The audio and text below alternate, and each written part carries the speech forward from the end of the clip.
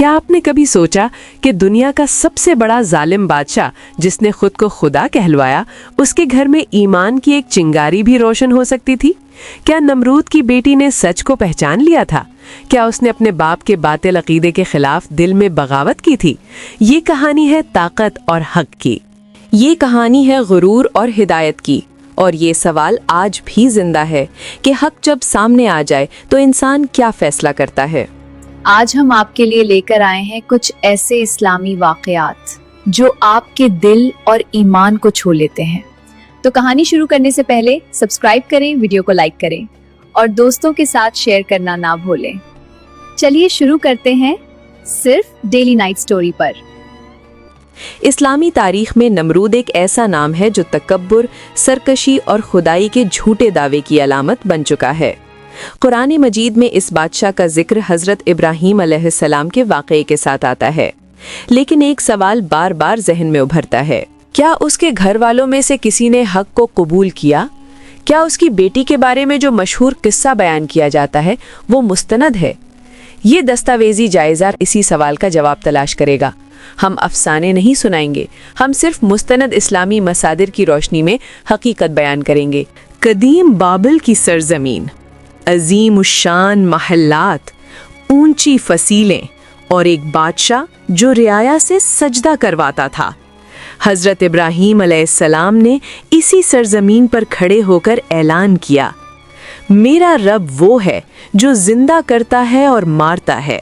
कुरान में बयान है कि नमरूद ने जवाब दिया, मैं भी जिंदा करता हूँ और मारता हूँ। ये मुकालमा सूरतुल बकरा में महफूज है।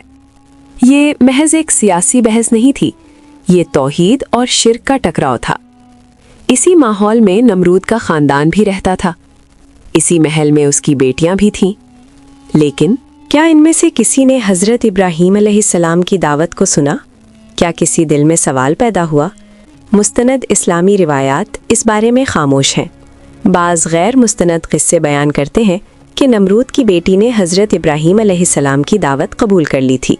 कुछ रिवायात में आता है कि उसने अपने बाप से इख्तलाफ किया, लेकिन जब हम मोतबर कुतुब हदीस और तारीख़ का मुताला करते हैं तो एक हैरान कुन हकीकत सामने आती है। ना सही बुखारी में इसका जिक्र है, ना सही मुस्लिम में, ना तारीख़ तबरी में कोई मुस्तनद सनद मिलती है जो इस किस्से को साबित करे। ये कहानी अवामी रिवायात में ज़रूर मिलती है, लेकिन सनद के बग़ैर, मोतबर हवाला के बग़ैर। इस्लाम हमें सिखाता है कि हर सुनी सुनाई बात को कबूल ना करें, ख़ास तौर पर जब बात दीन और तारीख़ की हो। अब ज़रा कुरान की तरफ वापस आते हैं। अल्लाह ताला सूरतुल अंबिया में हज़रत इब्राहीम अलैहिस्सलाम और नमरूद की कौम का जिक्र करते हैं। बुत शिकनी का वाक़या बयान होता है, आग में डाले जाने का वाक़या बयान होता है, लेकिन कहीं भी नमरूद की बेटी का जिक्र नहीं। ये खामोशी खुद एक पैगाम है। इस्लामी तारीख़ में अगर कोई अहम ईमान का वाक़या होता तो वो महफूज किया जाता, जैसे हज़रत आसिया अलैहिस्सलाम का जिक्र महफूज किया गया। हज़रत आसिया अलैहिस्सलाम का ईमान कुरान में बयान हुआ क्योंकि वो वाक़या मुस्तनिद था। अल्लाह ने उसे मिसाल बनाकर पेश किया। लेकिन नमरूद की बेटी के बारे में ऐसा कोई जिक्र मौजूद नहीं। तो फिर ये किस्सा आया कहाँ से? बाज़ मुफस्सिरीन ने लिखा है कि इसराइली रिवायात और गैर मुस्तनद तारीख़ी नक़लों में ऐसे किस्से शामिल हो गए थे। वक्त के साथ साथ वो अवामी दास्तानों का हिस्सा बन गए। इस्लामी उसूल वाज़ेह हैं। अगर कोई रिवायत कुरान से साबित ना हो, सही हदीस से साबित ना हो या मोतबर तारीख़ी सनद ना रखती हो तो उसे यकीन के साथ बयान नहीं किया जा सकता। यही वजह है कि संजीदा उलमा इस किस्से को तारीख़ी हकीकत के तौर पर कबूल नहीं करते।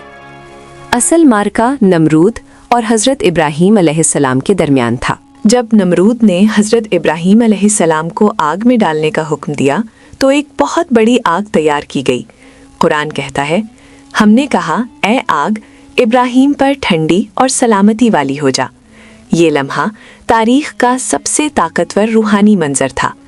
एक तरफ दुनिया की सबसे बड़ी आग, दूसरी तरफ एक तन्हा नबी, और फिर आग गुलजार बन गई।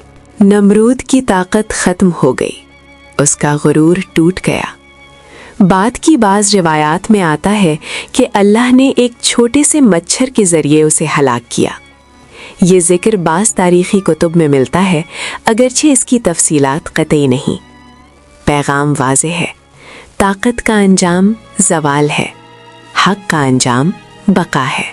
نمرود کی بیٹی کا قصہ ایک جذباتی داستان ہو سکتا ہے، لیکن مستند اسلامی تاریخ میں اس کی بنیاد موجود نہیں۔ ہمیں کیا سبق ملتا ہے؟ پہلا سبق، دین میں تحقیق ضروری ہے۔ دوسرا سبق، ہر مشہور قصہ سچا نہیں ہوتا۔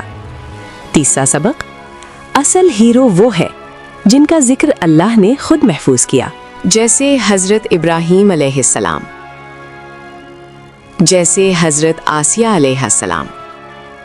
آج سوشل میڈیا کے دور میں جھوٹی روایات تیزی سے پھیلتی ہیں۔